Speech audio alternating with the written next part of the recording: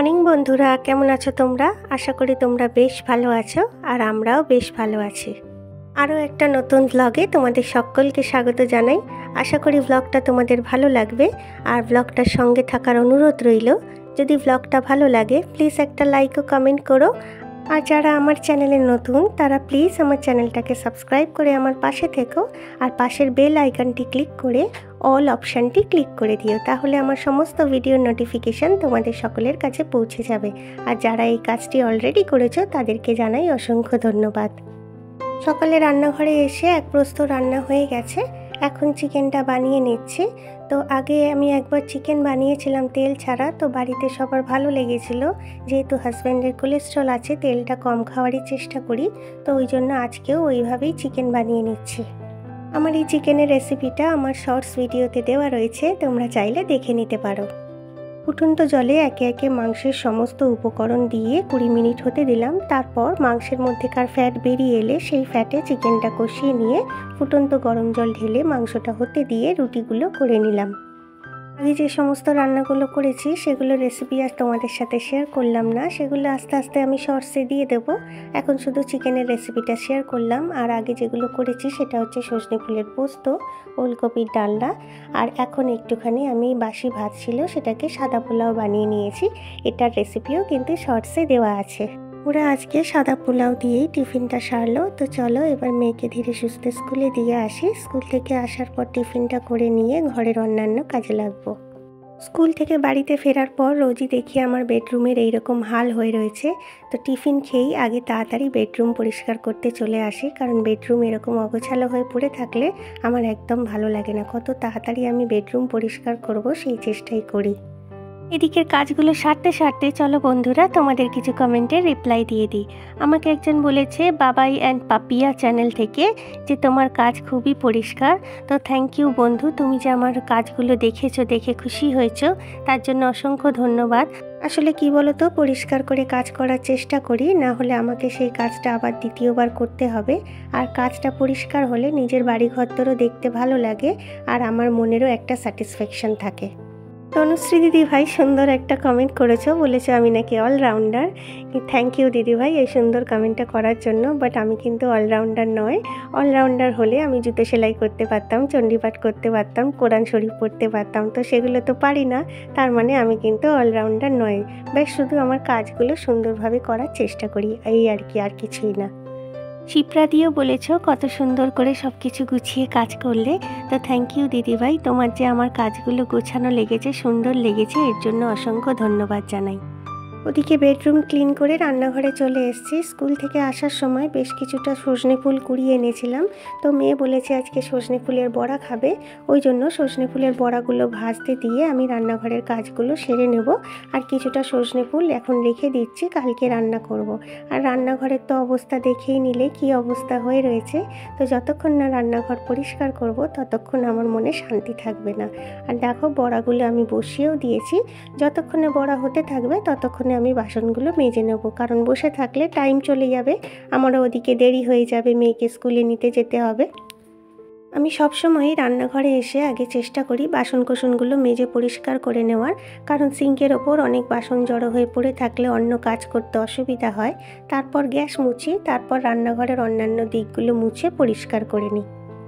তোমরা যারা যারা বলেছো যে খুব ভালো লেগেছে আমার ভিডিওটা, তাদেরকে জানাই অসংখ্য ধন্যবাদ। আসলে তোমরা যে এত ধৈর্য নিয়ে আমার ভিডিওটা ভালোবেসে দেখেছো আর তোমাদের ভালোবাসা দিয়েছো, তার জন্য আমি খুবই থ্যাঙ্কফুল।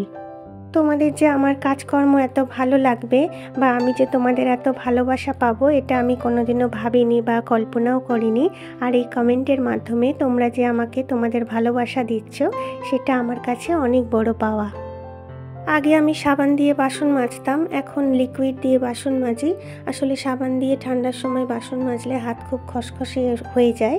আর আমার বাড়িতে একজন কলের মিস্ত্রি দাদা আসেন, তো উনি এসেছিলেন যখন, উনি আমাকে সাবান দিয়ে বাসন মাজতে দেখে উনিই বললেন যে বৌদি আমি এক ধরনের লিকুইড বিক্রি করি, সেই দিয়ে বাসন মাজা যায়, হাত খসখসে হবে না আর বাসনও খুব পরিষ্কার হবে।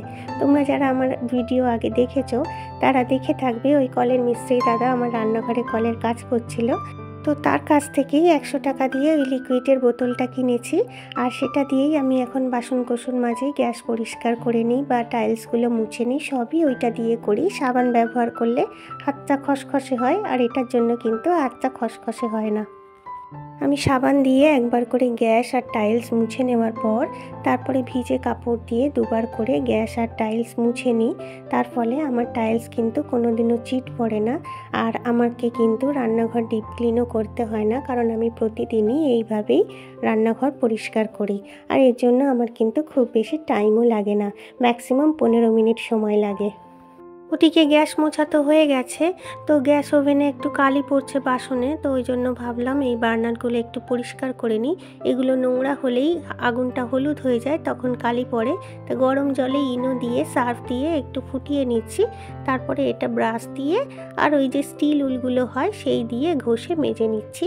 তাহলে একদম পরিষ্কার হয়ে যাবে, আর কালিটাও পড়বে না, গ্যাসের খরচাটাও কিন্তু কম হবে।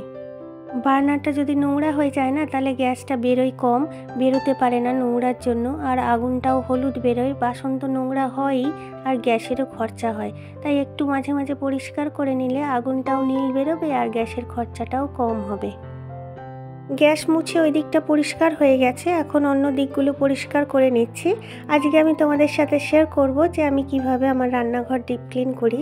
এমনিতে আমি প্রতিদিনই রান্নাঘর এইভাবেই পরিষ্কার করি। তো রান্নাঘরের ওপরের যে কাউন্টার পোর্শন থাকে তার ওপরের পোর্শন আর কাউন্টার পোর্শনের নিচের পোর্শন আমি প্রতিদিনই মুছে নিই, কিন্তু একদম মেঝের দিকে যে পোর্শন থাকে সেগুলো তো আর প্রতিদিন মোছা হয় না বা বার করে পরিষ্কারও করা হয় না। তো আমি 2 সপ্তাহ অন্তর অন্তর সেইগুলো বার করে পরিষ্কার করে নিই। আর সেটা কিভাবে করি আমি সেটাই আজকে তোমাদের সাথে শেয়ার করব। আর এই যে সমস্ত কৌটো কাউটা বাসন কোসন বা আমার ইন্ডাকশান এগুলো যেগুলো থাকে এগুলো আমি প্রতিদিনই সরিয়ে সরিয়ে মুছে নিই। আর এই কৌটো কাউটা মশলার যেগুলো থাকে এগুলো প্রতিদিন ধরা হয় বলে এগুলো প্রতিদিনই একটু করে ভিজে কাপড় দিয়ে মুছে নিই, তাহলে তেল চিটেটা পড়ে না, ধুলোটাও থাকে না, আর আমার ধরতেও ভালো লাগে। আর রান্না করার সময় ধরতে ধরতে দেখবে এগুলো ময়লা হয়ে যায়। প্রতিদিন যদি না মোছা হয় তাহলে কিন্তু সব একসাথে বার করে ডিপ ক্লিন করতে হবে, তখন কিন্তু খাটনিটা বেড়ে যায়। তো এইগুলো আমার যেহেতু মোছা থাকে ওই জন্য ডিপ ক্লিনিংয়ের সময় আমার কোনো অসুবিধা হয় না। আর রান্নাঘরের এই রান্নাটাও আমি 2 সপ্তাহ অন্তর অন্তর বা 1 সপ্তাহ অন্তর অন্তর কেচে দিই, তাহলে এটাও কিন্তু পরিষ্কার থাকে। রান্নাঘরের ওপরের পোর্শন কাউন্টার টপ এগুলো তো সবই পরিষ্কার হয়ে গেছে। তো চলো আস্তে ধীরে এবার নিচের পোর্শনগুলো আমি ডিপ ক্লিন করে নিই। এটা তো আমি 2 সপ্তাহ অন্তর অন্তর করি, তোমাদের বলেই দিলাম। আর এর নিচে যে সমস্ত বালতি, ঘড়া, শিলনোড়া, বটি, পিঁড়ে এগুলো যা থাকে সব কিন্তু আমি সরিয়ে সরিয়ে ঝাঁট দিয়ে নোংরা বার করে নেব। আর ঝাঁট দিয়ে নেওয়ার পর ন্যাতা বালতি দিয়ে মুছে নেব। এই নিচের পোর্শনগুলো আমি মপ দিয়ে মুছতে পারি না, তাই ন্যাতা বালতি থেকে জল নিয়ে ওই ন্যাতা দিয়েই মুছে নিই। আর যদি আগে ঝাঁট না দিয়ে নিই তাহলে ন্যাতা দিয়ে যখন মুছবো ন্যাতাতে অনেক ধুলো নোংরা জড়াবে, বারবার মুছতে হবে। তো অত খাটনিটা কমানোর জন্য আমি আগে ভালোভাবে ঝাঁট দিয়ে পরিষ্কার করে নিচ্ছি। আগে একটা ঝাঁটা দিয়ে ঝাঁট দিচ্ছিলাম, তো রান্নাঘরে জল পড়ে বলে সেই ঝাঁটাটায় জল লেগে যাচ্ছে, ওটা দিয়ে তো ঘর ঝাঁট দিই, তাই জন্য আবার একটা আলাদা ঝাঁটা নিয়ে আসলাম যেটা দিয়ে আবার ঝাঁট দিয়ে নিচ্ছি। আর এগুলো ঝাঁট দিতে দিতে দেওয়ালের যে রং চুন যেগুলো থাকে বা ঝুল থাকে সেগুলোও কিন্তু আমি ঝেড়ে নিচ্ছি, ঝেড়ে পরিষ্কার করে সমস্ত নোংরা বার করে নিচ্ছি। আর আমার রান্নাঘরে তো দেখতেই পাচ্ছ প্রতিটা অংশেই নিচে সমস্ত জিনিস রাখা, এমনকি মিক্সি মেশিন টেশিন সমস্ত কিছু আমার সংসারে যাবতীয় জিনিস কিন্তু আমার রান্নাঘরেই থাকে। আর আমি কিভাবে রান্নাঘর গুছিয়ে রাখি, কিভাবে কোথায় কি জিনিস রাখি এর একটা ভিডিও অতি অবশ্যই আমি তোমাদের সাথে একদিন শেয়ার করব। রান্নাঘরের ওপরের পোর্শন গ্যাস কাউন্টার গ্যাস এগুলো মুছতে আমার 15 মিনিট সময় লাগলো, বাসন মাজতে 15 মিনিট সময় লাগলো, আর নিচের পোর্শন পরিষ্কার করতে 15 মিনিট সময় লাগলো। আর টোটাল আমার ডিপ ক্লিন করতে সময় লাগলো ওই 45 মিনিট মতো, মানে 1 ঘন্টার আগেই কিন্তু আমার রান্নাঘর পুরো ডিপ ক্লিন হয়ে গেল। আর নিচের অংশগুলো মোছার সময়, পরিষ্কার করার সময় রান্নাঘরের সামনেটা সার্ফ দিয়ে মুছে নিয়েছিলাম একবার। তো এখন ঘরটা মুছে আবার রান্নাঘরের সামনেটা ভালোভাবে মুছে নিচ্ছি, তাহলে পুরোপুরি ডিপ ক্লিন হয়ে যাবে। আর দেখো 45 মিনিট সময়ের মধ্যে আমার রান্নাঘর কিন্তু সুন্দরভাবে ডিপ ক্লিন হয়ে গেছে, একদম ঝাঁ চকচকে হয়ে গেছে। তো চলো বন্ধুরা, আজ এখানেই বিদায় নিচ্ছি। তোমরা সবাই ভালো থেকো, সুস্থ থেকো, আবারও দেখা হবে।